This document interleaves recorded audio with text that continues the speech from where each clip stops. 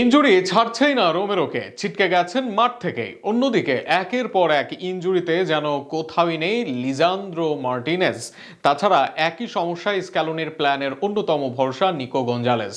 দলে আগের মতো নিয়মিত খেলেন না মেসি, এবার বাকিদের পরিস্থিতিও ভালো নয়। সেক্ষেত্রে বড় পরীক্ষার মুখোমুখি আর্জেন্টাইন বস লিওনেল স্ক্যালোনি।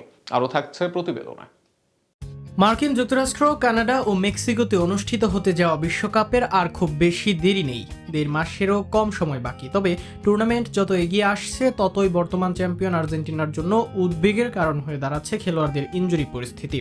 এখনও পর্যন্ত বড় কোনো খেলোয়াড়কে স্কোয়াড থেকে বাদ দিতে হয়নি ঠিকই, কিন্তু চোটের ধাক্কা দল গঠনের পরিকল্পনায় স্পষ্ট প্রভাব ফেলছে। অনেকটাই যেন আগের আসরের শুরুর আগে দুশ্চিন্তার সেই সময়গুলোর কথা মনে করিয়ে দিচ্ছে।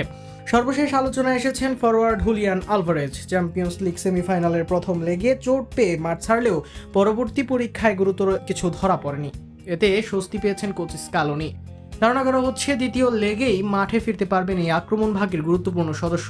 তবে নিকোলাস গঞ্জালেসকে নিয়ে উদ্বেগ কাটেনি। দলের নিয়মিত এই উইঙ্গার পেশির চোটে ভুগছেন এবং চিকিৎসকদের মতে অন্তত 3 থেকে 4 সপ্তাহ তাকে মাঠের বাইরে থাকতে হতে পারে।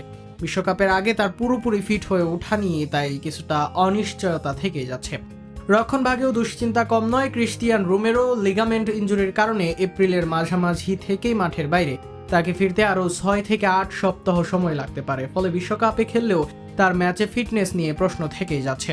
একই সঙ্গে লিজান্দ্রো মার্টিনেজের ইনজুরিও ডিফেন্স লাইনে ভারসাম্য নষ্ট করার শঙ্কা তৈরি করছে। অন্যদিকে পুরো বছর জুড়ে ফিটনেস সমস্যার সঙ্গে লড়াই করছেন লাউতারো মার্টিনেজ। তার ধারাবাহিকতা ও শারীরিক অবস্থাও আক্রমণ ভাগে বড় চিন্তার কারণ হয়ে দাঁড়িয়েছে। সব মিলিয়ে শিরোপা ধরে রাখার লক্ষ্যে নামার আগে আর্জেন্টিনার সবচেয়ে বড় প্রতিপক্ষ যেন প্রতিপক্ষ দল নয়, বরং নিজেদের ইনজুরি সংকট। এই কঠিন পরিস্থিতিতে স্ক্যালোনির কৌশল, দল নির্বাচন ও খেলোয়াড় ব্যবস্থাপনায় নির্ধারণ করবে আগামী বিশ্বকাপে আর্জেন্টিনার ভাগ্য। তবে গত বিশ্বকাপেও এমন পরিস্থিতি থেকে ঠিকই বিশ্বজয় করেছিলেন এই মাস্টারমাইন্ড।